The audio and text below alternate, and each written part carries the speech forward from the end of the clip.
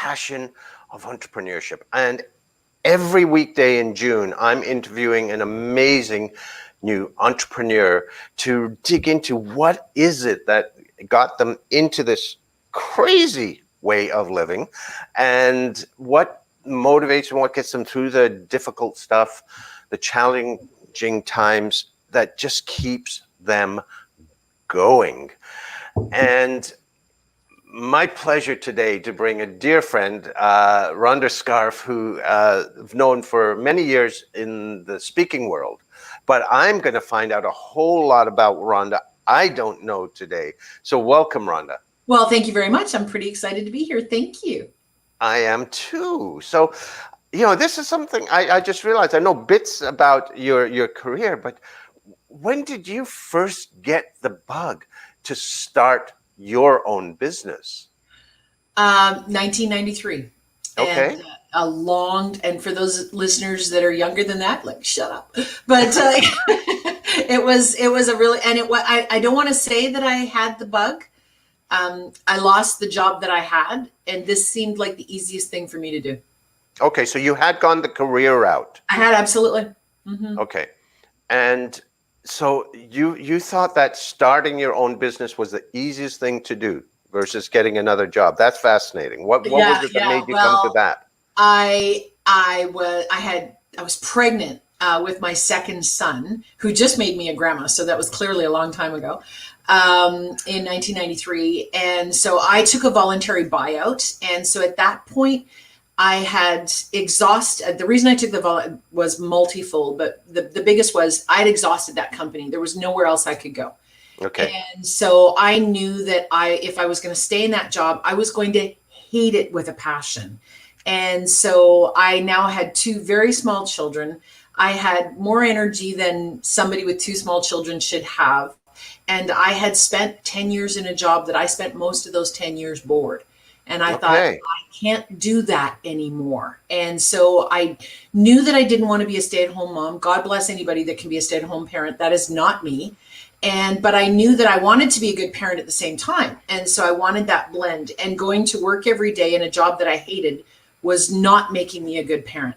So I said, the best way that I'm going to be a good parent is to do something that I love. And that's where it came from. It was totally accidental. So, I find that fascinating because, even the fact that you were pregnant, for a lot of people, they would go and say, I want the security of the paycheck. Yeah. Right? Yeah. So, you did say you got a buyout. So that gave you a bit of a cushion. Yeah. But still, to put that on you to provide when you hadn't run a business before, what was it that enabled you to do that? If you could go back to that time and think, and to say that I had a cushion, unfortunately, I didn't consult the right people up front. So when I got the buyout, it ran concurrently at mat leave. And if you're being paid full time by your company, you don't get paid for mat leave. And so I should have done that at the end of mat leave, right? Which of course I didn't. Fortunately for me, I did have a husband who had a job. Well, actually, he had a job, but I'm the one that is the believer that jump, and I have the ability to land softly or catch myself. So I have done this many times in my life where I jump in without knowing the answers. Do I recommend that to people? No. But do I have full faith in my ability to recover? Yes, I do. So I don't know what made me think it was going to be fine. I just knew that if it wasn't going to work, I could tomorrow get a job. I just never, ever doubted that. Okay. So you had that confidence that you could go for plan B if you needed to. If I needed to. Yep. Okay. So let's go into that thing that you knew that you could recover. What was it that enabled you to develop that, that you could jump in over your head, but you knew you could figure your way out of it? How did that grow in you? How did you build that skill? Because I think that's where we're starting to get at the seed of entrepreneurship. Yeah. And I will say that I've always had it. I can't tell you how I developed. I have it right now with COVID. Like at no point did I think, oh my God, this is all going to fall apart. It's like, no, we got this. We're looking. My husband and I are looking to buy another house. Like I'm not afraid to do it because my brain knows I think it's a control thing. I'm a bit of a control freak. And so as long as I'm in control of the situation, I'm going to be fine. So if Okay. I'm in control of saying, I'm going to go get another job, or I'm going to get another client, or I'm going to figure out how to make money, then I will figure it out. So that confidence has always been with you, even as a kid. Yeah.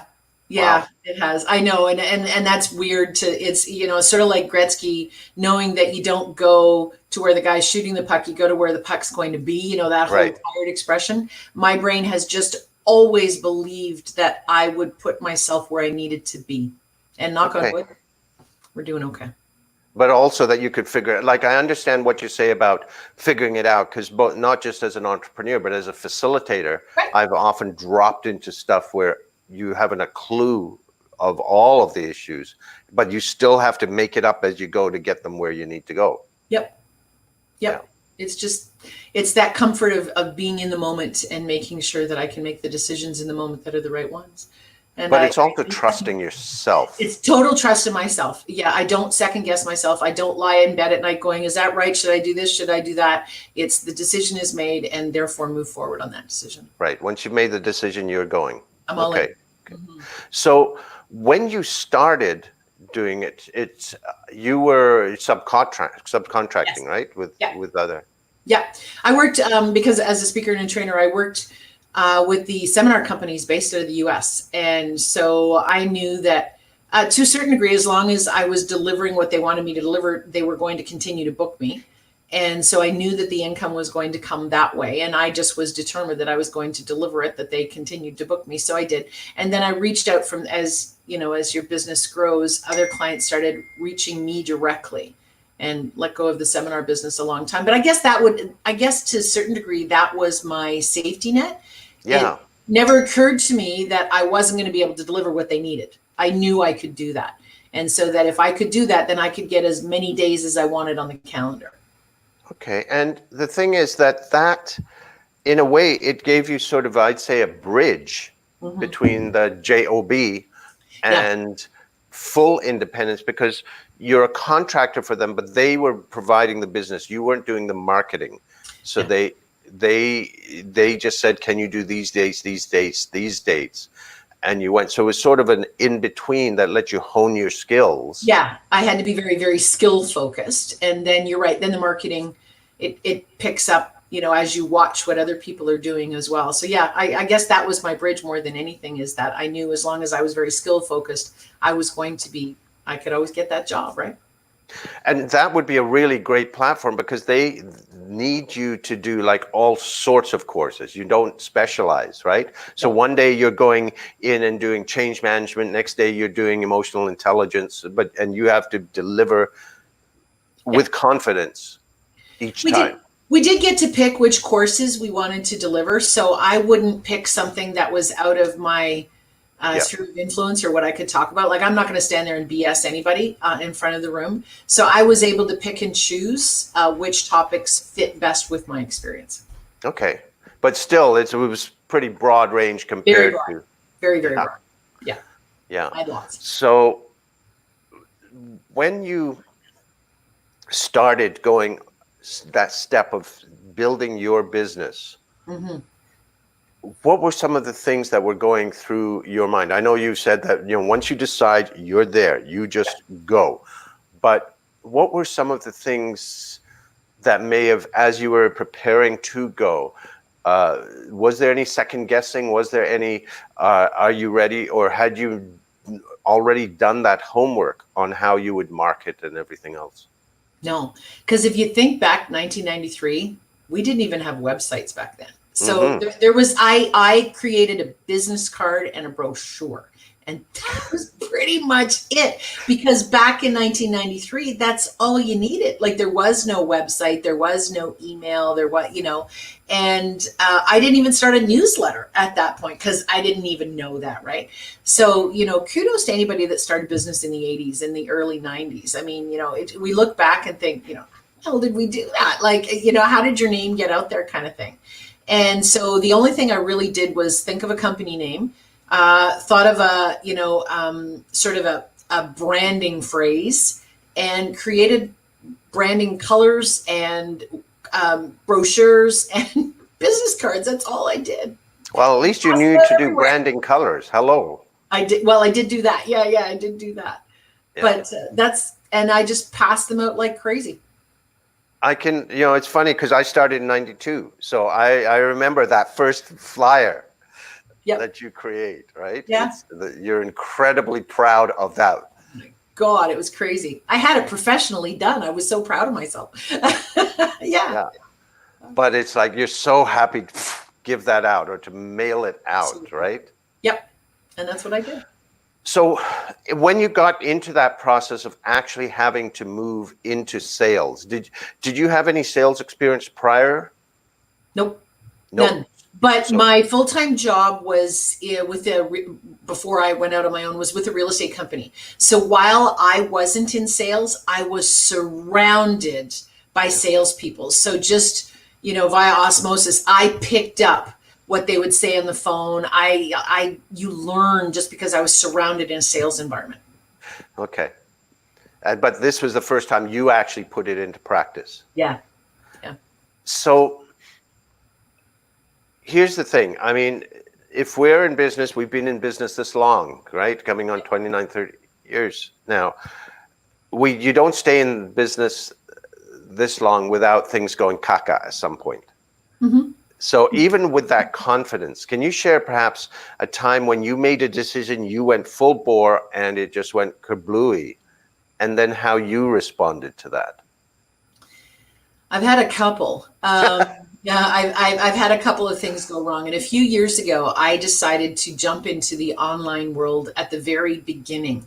And I was creating the equivalent of Udemy or Lynda Online. I was creating, the brand name was the Webinar Warehouse.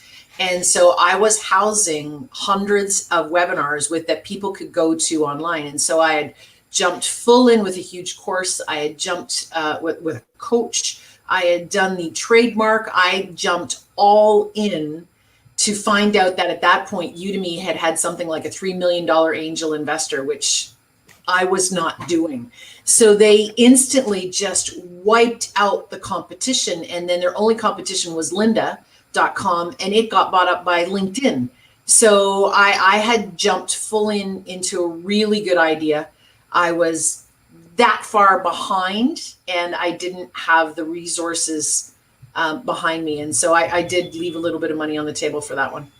So tell me how you responded personally through that. What was your personal journey as that unfolded? And how did you come to terms with that?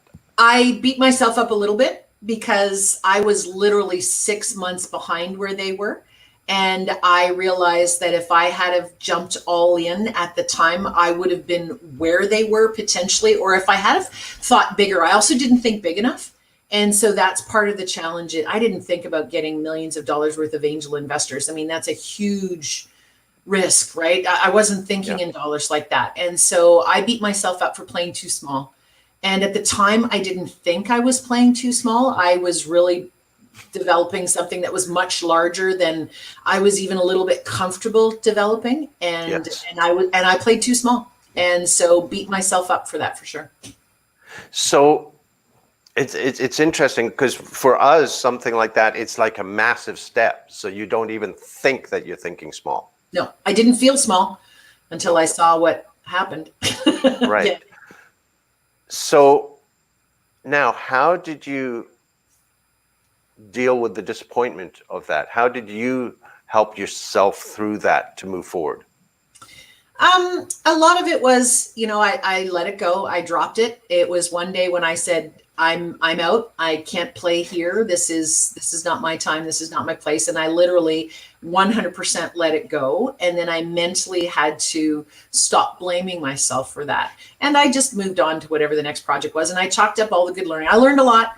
I learned a lot about my webinars. I learned a lot about my development and things like that. So I did look at the positives of what I did. Right. And I let it go. I really just stopped saying, Rhonda, you should have done it, and realized that my brain just was not wired to go that big, and that was okay. Okay, so there's 2 points. The learnings that you took from that. I mean, that's the key to all of this is where do you learn? But when you say I just let it go, that is huge for some people. I know.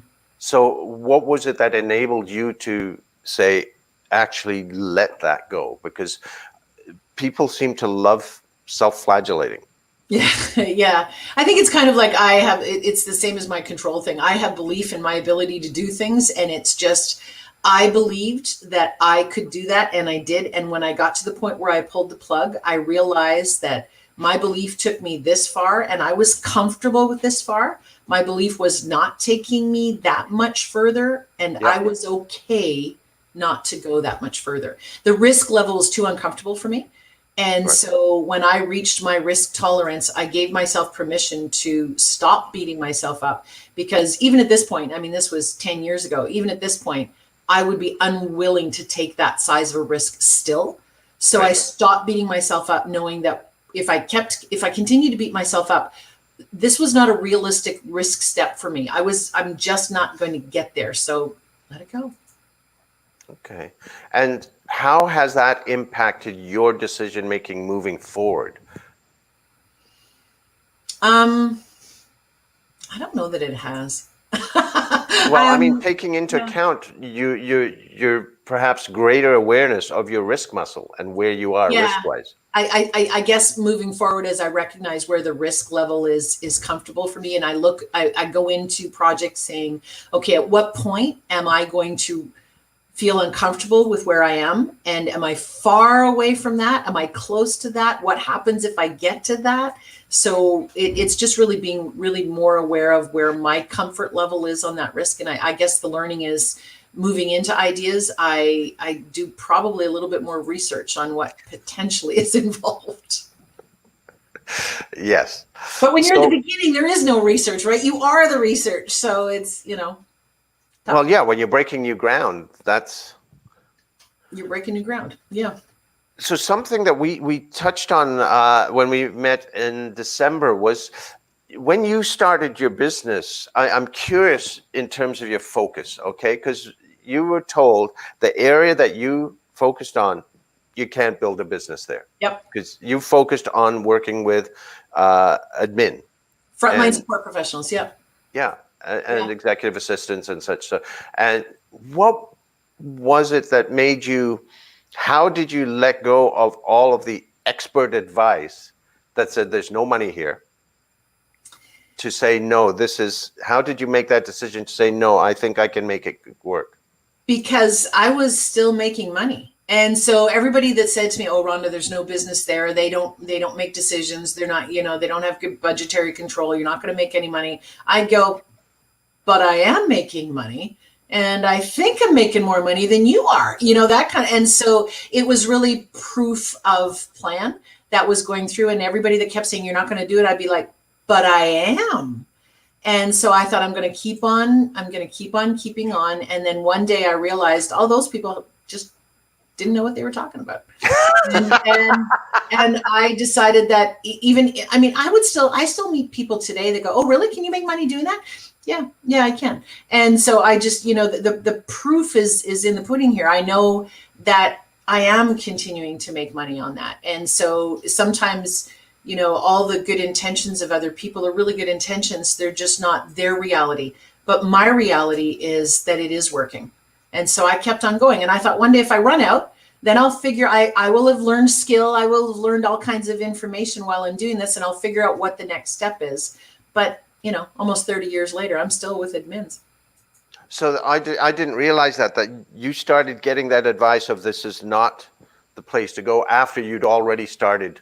Oh yeah, absolutely. Yeah. I started right immediately with admins because that's what I was. That's where I knew I taught tech.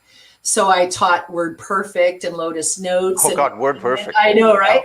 And then I moved into the Windows platform, and we moved into Microsoft Word, and all my audience were admins. And so they would be saying, okay, that's really great that I know how to do a mail merge and, all that sort of stuff. Rhonda, could you help me with this? I'm like, sure, I can. And so they were the ones that were continuing to come to me. And this is when my business started to grow independently. And I became that expert in that space that they would come to me and tell me what they needed. So for the longest time, I was delivering to need as opposed to creating need. And so then when I'm meeting other professional speakers and other entrepreneurs, and I'd say, okay, this is what I'm doing. Oh, yeah, no, don't do that. Move into leadership, go in, and they'd be telling me to take the skill I had developed and move it to a different audience. And I kept going, but I don't like that audience. I like this audience. And so you got to do what you enjoy, right? Absolutely. Yeah. I mean, just because it makes money there, if you're not enjoying it. Oh gosh, no, I'm not here for the, I mean, let's be honest, I need money. Thank you very much. But that's not what drives me. Yeah. And so if you can pay me all the money in the world, and if I'm in an audience I hate, I'll give you the money back. I'm not interested in that. I want to love what I'm doing, which is part of the reason I took the buyout, all those years earlier. I need to love what I'm doing. And so I love the admin audience. And I think that's perhaps something that really sets entrepreneurs apart is they grab onto their passion, even when it makes no sense. Yep. And make it work. Yeah.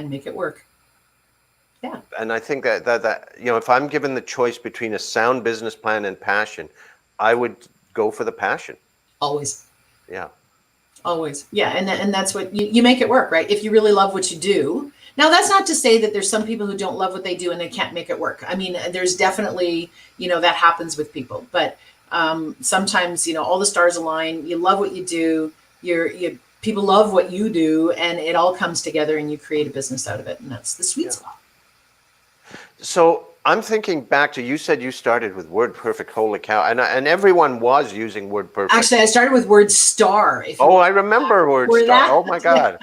With the floppy disks. Oh yeah, the big ones. yeah, the big floppy disks. Yeah. But you talk about everyone's using and overusing the word pivot now. Yeah. But was it WordPerfect 6 or 6.1 where they totally blew it? That's where everyone bailed and went to Microsoft Word. Yeah. So 5.2 was sweet. It was the blue and white screen. Once you learned reveal codes, there was nothing you couldn't create in WordPerfect 5.2. And then when they moved to 6, everybody, and part of that was the whole Windows environment just seemed so much more intuitive. And, we got the mouse and and the Windows environment really switched people to the Word platform. Right. Because if they had to learn something new anyway, it was like learning a new platform. It totally was. They went to Word. Yeah. So you must have had to really completely switch your business in that year. I did. Yeah, absolutely. Now, as you know, with all things tech, and especially, 30 years ago, people move slowly. So, I'd still have 90% doing, the DOS-based stuff, and then 10% doing the Windows. And then, every year it would move 20 to 30% the other way. And so just, 3 years really into my own business, by 96, I stopped doing tech just because it was moving so quickly. And there were so many people that signed up for, let's say, a Word class or an Excel class, and their goal was not to learn. Their goal was to make you look stupid. And I'm like, yeah, that's not fun. Okay, so, there was so many things to learn, you just couldn't possibly keep up, right? And so that took all the fun out of it for me. So by 96, I stopped doing the tech and I started doing more of the skill stuff.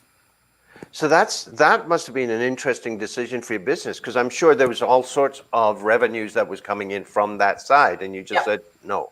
Yeah, but there was all sorts of revenues coming in on other sides as well. And so when your calendar gets full enough and you have to pick what you want, it becomes really easy to pick. And so when at that point I was happy to say no to the tech stuff and let that go to other people and pick the stuff that I did love. Now, if my business was different and I was a little hungrier than I probably would have continued to do that longer. Fortunately, I didn't need to. Yeah. Now, the last few years, you've started doing a lot more international work. Yes. And how have you found that? Because in some ways that can be almost like starting over. And that's what I love about it, actually. Okay. And so I've been doing a lot more international. I started doing international back when I was with the seminar company when I had little kids. And then when I became a single parent, you stop that sort of stuff because it doesn't work well. And in about the last 10 years, that's been my goal. The reason my company exists is, number one, I love what I do, and it's about lifestyle.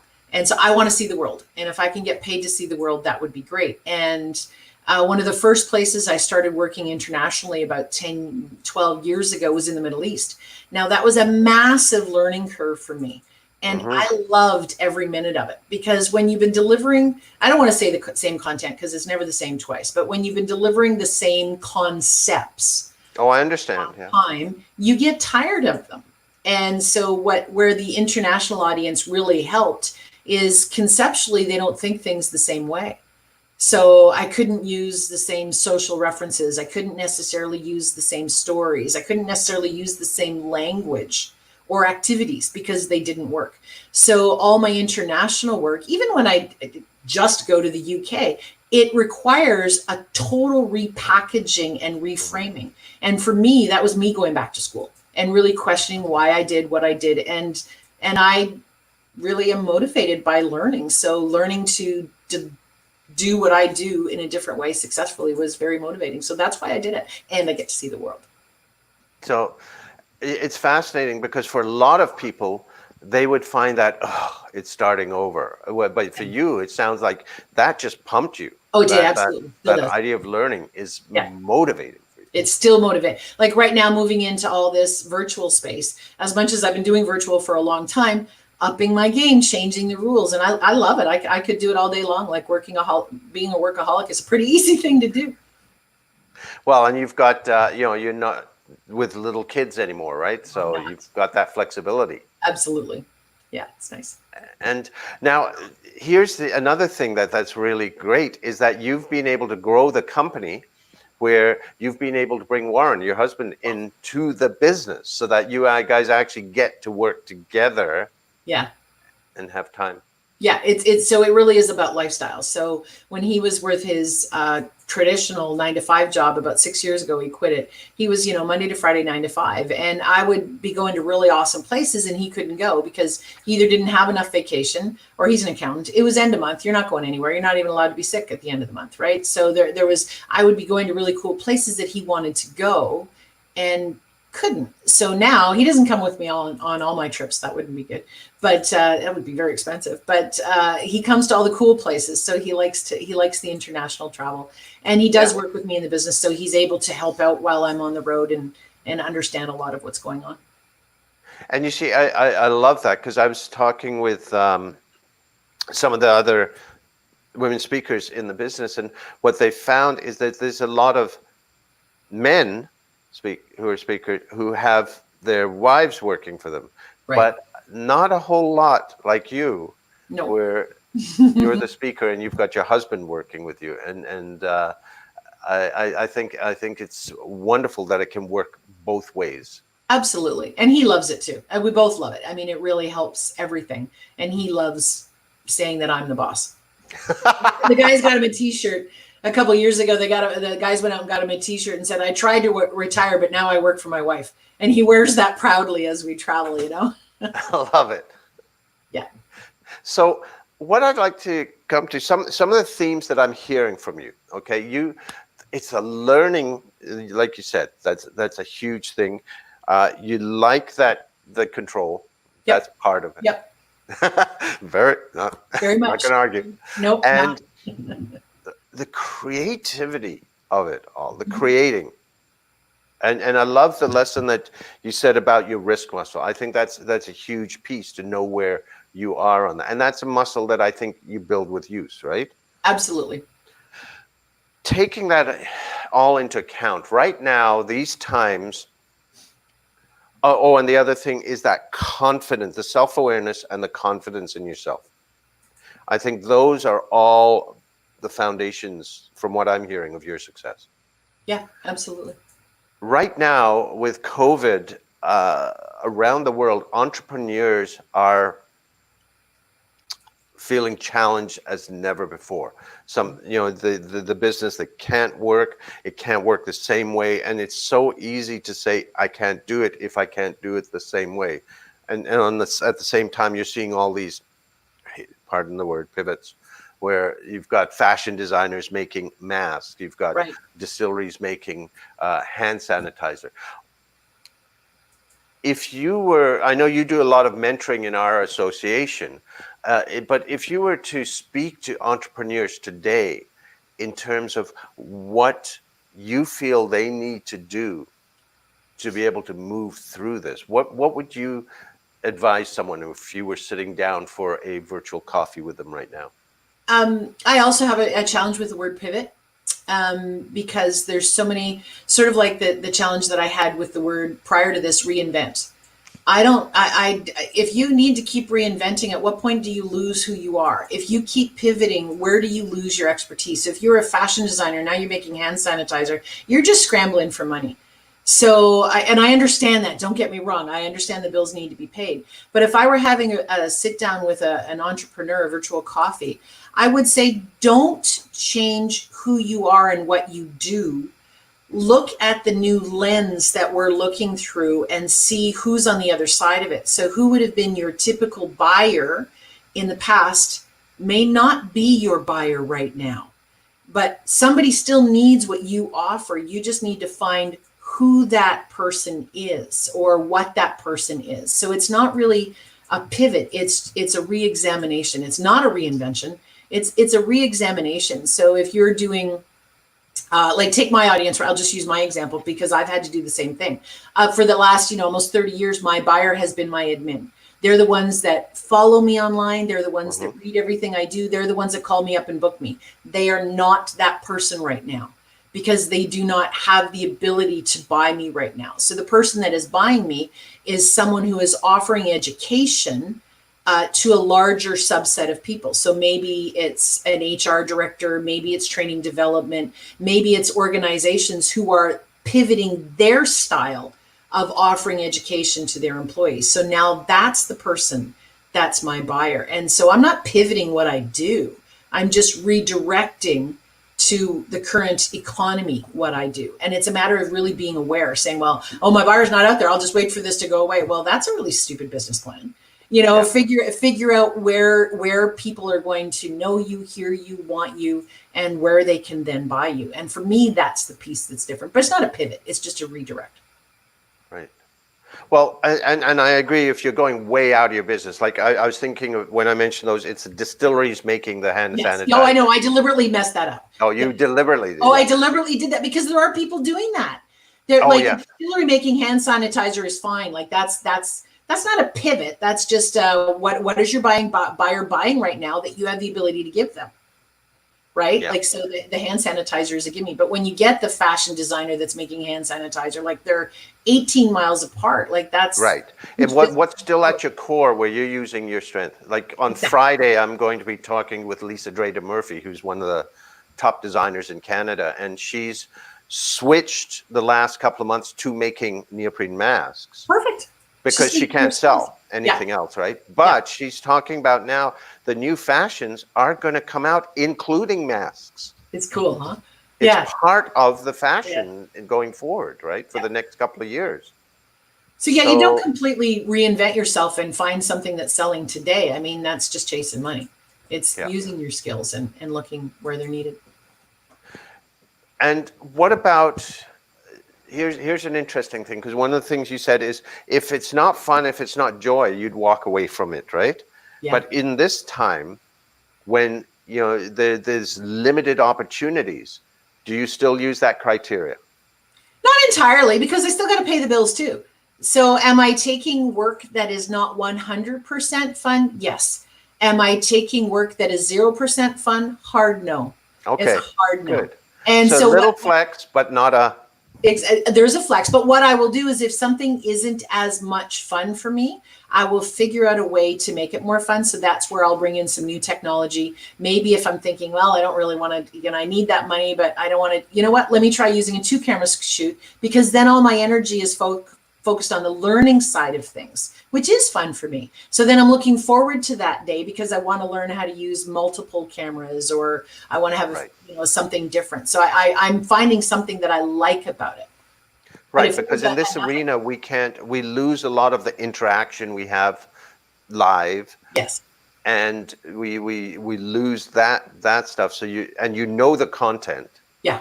That's easy. Yeah. So it's about how do you keep yourself engaged so you can keep them engaged. Yep. And how can I make it fun for them? If they're not having fun, I'm definitely not having fun. Yeah. and vice versa. So yeah, it's I've got to love what I do, or I'm going to do a lousy job, and I choose not to do a lousy job. Good choice. Yeah. So, Rhonda, I really want to thank you for joining me on this. This has been a delight because I didn't know all the steps of your journey as well. That's fun. There's a And lot of years there. Yeah. huh? There's a lot of years there. Yeah, a lot of steps. And I knew some of these things about you, but not all. And the nice thing is that even though you say you're a control freak, it's you're gentle about it, Oh, thank gentle you. but firm. But it's about certain areas, right? You know where Yeah. to flex. Oh, absolutely. Yeah, Yeah, yeah. because we've been working through volunteering with our own organization and such, so we've had the chance to cross paths. But it's neat to find all of these little things about you. Cool. Thank you. Yeah. So just as we're wrapping up, I just wanted to mention that this week we are with another colleague of Rhonda's mine doing a thought exchange, which is a really cool study on what is it that entrepreneurs need to excel at to move forward through this time. And it's just one question. It's around that. But the cool thing about thought exchange is once you put in your answer, you will get to see what other people answered and rate those on a scale of 1 to 5 on how important they are. And your answer will be anonymously added to that pool. So in that way, we're going to see overall all of these things, what entrepreneurs as a whole think is most important to move forward. And I'll put the link into the comments to access that. So if you could take a couple of minutes to do that, I'd really appreciate it. Need your voice to see what's required. And tomorrow we're going to be speaking with Bouchle Dlamini, who is an entrepreneur who has built a business both in South Africa and in Canada through a whole range of challenges. And it's really amazing to discover the differences between the two cultures and what works, what doesn't, as we go between. So that's going to be tomorrow, and it's every weekday in June, same time at 9 a.m. Pacific time, noon Eastern, 5 o'clock UK time. Please join me for the passion of entrepreneurship right here. And Rhonda, thank you again. Thank you. Great pleasure. And I'm not sure when we'll actually get to reconnect. I know our convention is off for the year in person, but I look forward to reconnecting soon. I hope it's soon. Thank you.